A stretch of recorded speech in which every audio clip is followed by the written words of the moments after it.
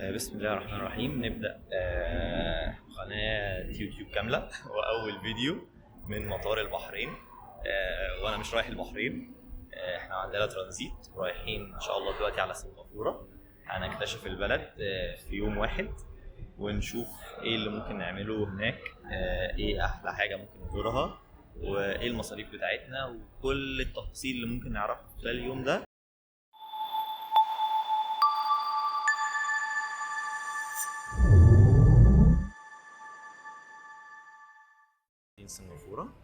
سنغافورة أحلى مطار في العالم. يعني لسه قبل الوصول نبدأ نتفرج كده واحدة واحدة على المطار. الميجريشن هناك ربنا يستر. صلاح منبهر طبعا، معجب. طبعا احنا مش النهارده يعني السنه دي عيد ميلاد سنغافوره ال60، عشان هي استقلت، او نقدر نقول بعد ما ماليزيا اتخلت عنها. كان من كام سنه؟ كان من 60 سنه بالظبط. كانوا حاطين هنا زي علامه SG60، وشوفنا اي حاجه منها في البلد هنبقى نصورها برضه عشان نتفرج عليها.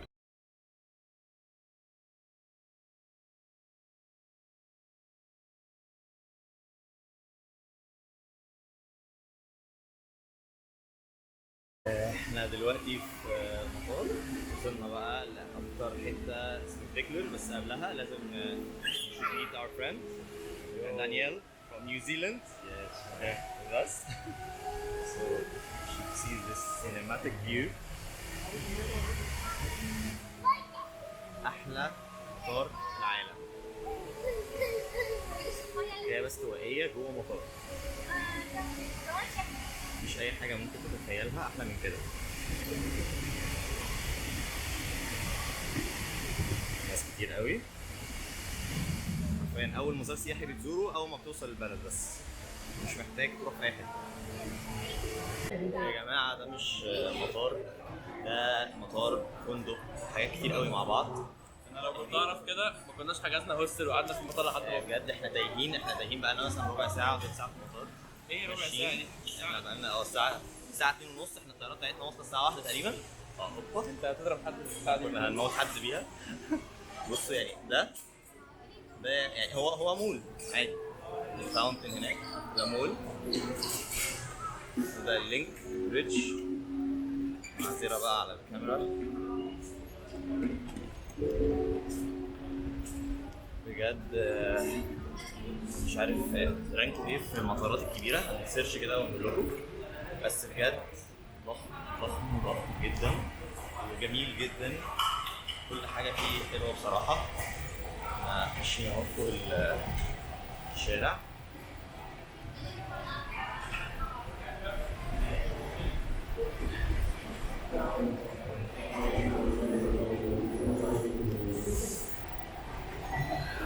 احنا هنقعد هنا يوم واحد بليلته، بنتمنى ان احنا في خلال اليوم ده نصرف اقل رقم ممكن من الفلوس وما فيهم السيم كارد. مش عايزين ندفع اي حاجه في السيم كاردز بصراحه. يعني لحد دلوقتي هم مساعديننا جدا جوه المول، المطار او المول ايا كان عايزين تسموه ايه، بكل مشتملاته.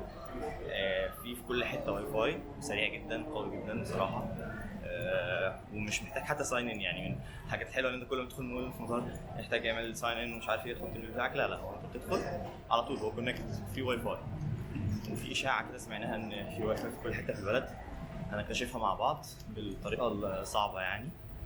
وبس كل ده لسه بنتمشى في نفس الحته زي ما شايفين، بنتمشى في نفس البريدج، رايحين من المكان اللي كان فيه اللي هو الفاونتن اللي احنا شفناه لتيرمينال 2 تاني، اللي احنا اصلا جينا من تيرمينال 3 تقريبا، ورحنا على 2 بعد كده من 2 على الفاونتن. المفروض ان احنا من تيرمينال 2 هنلاقي الباص او القطر لسه الحمد لله لقيناها train to the city. المفروض ان احنا هنلاقي قطر ياخدنا للمدينه. احنا خلصنا في المطار، نتمشى دلوقتي في شوارع سنغافوره. البلد نظيفه، الرطوبه عاليه قوي طبعا، الجو حلو يعني في الصيف اهو شهر 8 بس الجو جميل في اخر 8. يعني شويه فاكس كده عن سنغافوره. هي واحده من يعني من الدول الصغيره، مش دوله قديمه قوي. الاضاءه صعبه صح كده احسن. طبعا في ده البوس ستيشن، او يعني هو الطريق كله فيه الحاجات دي عشان خاطر طبعا هي استوائيه فرطوبه عاليه، وفي نفس الوقت المطر جامد جدا في امطار استوائيه هنا كتير. فهم عاملين ديزاين الشوارع كلها ان انت او اغلبها يعني ان انت وانت ماشي عشان خاطر المطره او لو في حاجه او كده. بس يعني البلد صغيره، مساحتها 750 كيلو متر مربع، يعني اصغر من البحرين بسنه صغيره، وتعتبر يعني نص مساحه بورسعيد حرفيا. في نهر هنا او مش عارف ايه ده، نبص مع بعض من جنبه. احنا بنستكشف، قلنا بما اننا قاعدين يوم واحد فمش مش هنستخدم اي سيم او مش هنجيب اي سيم كارد، وهنعتمد على نفسنا كده. نتمشى، عملنا داونلود للماب وقلنا هنستكشف البلد بنفسنا. يعني واجهنا شويه صعوبات صغيره، قالوا لنا في واي فاي في كل حته، وفي واي فاي في حتت كتير بس طبعا مش في كل حته في البلد. في ابلكيشن بتاع عجل هنجربه النهارده ان شاء الله، يعني نامل ان احنا نجربه، عايزين نامل ان احنا نجربه ونلف بيه شويه. بس غيرنا عمله وخلصنا في الفندق ومتجهين الان على اول وجهه لينا. حتى الان كل اللي صرفناه $2 بس في القطر من الفندق لحد المطار او العكس، وهنصرف 2 زي ما احنا راجعين. اظن انت محتاج مايك. ايه؟ اظن انت ده محتاج اكيد مايك. اكيد. احنا بقى هنجرب بص التدريجه تحفه. احنا دلوقتي بنجرب طبعا من غير مايك، هنستكشف بقى الوضع هيبقى عامل ازاي. ان شاء الله في الايديت الدنيا هتظبط شويه، بس يعني حاليا البادجت والوقت ما سمحش ان احنا نشتري مايك. تشاو. زي ما قلنا طبعا سنغافوره من الدول الصغيره، صغير يعني. هي بقى لها 60 سنه بالظبط من ساعه ما ماليزيا انفصلت عن ماشي نكمل بعدين. شوف المسجد ده، بصوا نرجع نطلع شويه عشان يبان. شكله جميل اوي.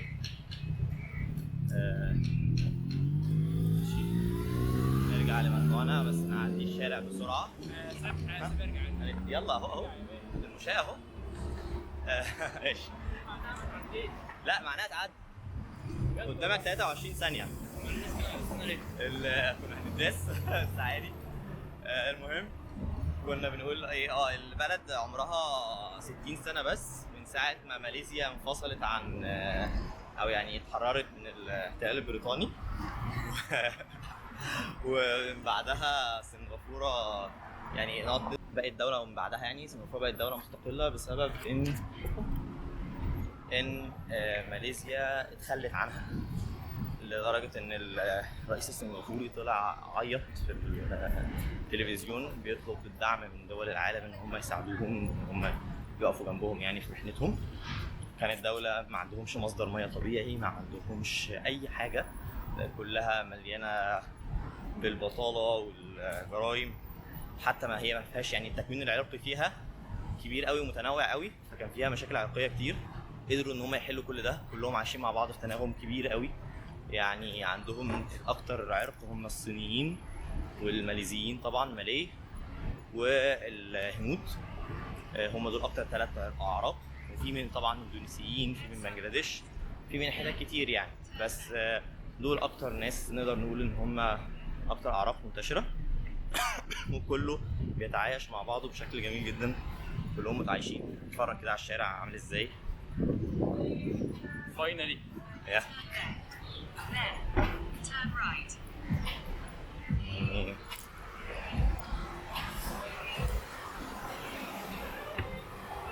طبعا هم بيسوقوا على الشمال هنا، السواق بيقعد على اليمين، فاحنا كل شويه نبقى هنداس عشان نبص يمين والعربيه ترجع لنا من الناحيه الثانيه. زي بيسوقوا زي بريطانيا. هنكتشف بقى في ماليزيا هل هم بيعملوا كده برضو ولا لا، معرفش، بس دورتش في الموضوع ده. هنكتشف في ماليزيا هل هم بيمشوا زي سنغافوره ولا العكس. زي ما كنا لسه بنتكلم عن التنوع العرقي، يعني شفنا من شويه كنيسه صينيه، دلوقتي بنشوف مسجد يعني شكله جميل جدا، التكشر بتاعه لطيف قوي.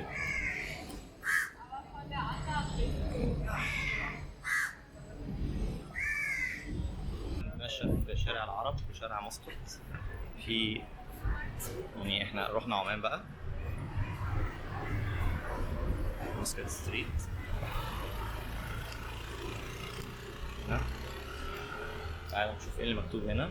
هو المكتوب ده تقريبا بالعربي.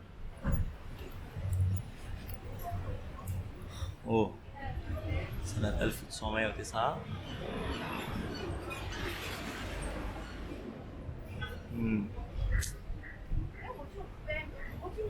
يعني واضح العلاقات السنغافورية اليمنية قوية، أول مرة نعرف حاجة زي دي. يعني هتشوفوا بقى ورايا الشارع شكله جميل أوي. في المسجد اللي احنا لسه شايفينه بس من الاتجاه العكسي، من الناحية التانية. المسجد أهو بس من ظهره كده بقى قدام شارع العرب، كله ناس بيتكلموا عمالين يحاولوا يبيعوا لنا أي حاجة. هنا هتلاقي طارق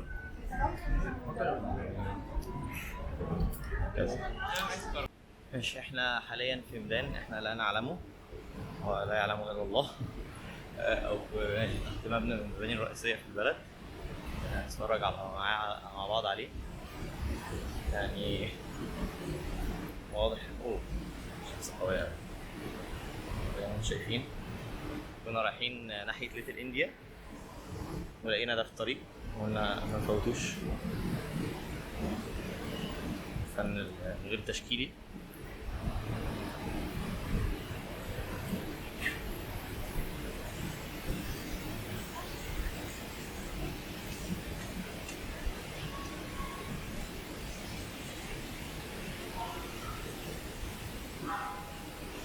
ماشي، احنا صرفنا اول دولار بعد المواصلات لينا في الاي سيم.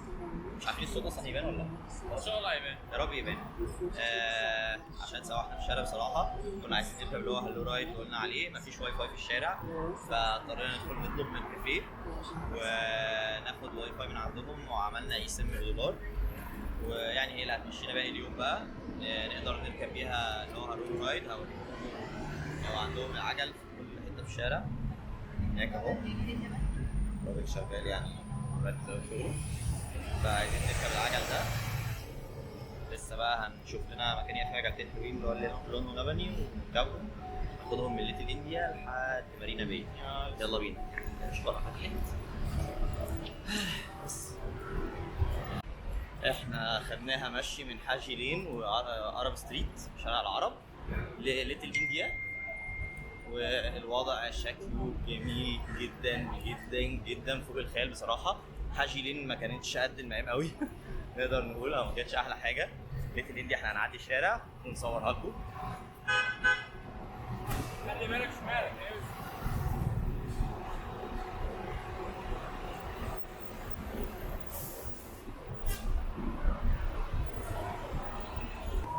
عايز افرجكم معايا برضو على المطاعم.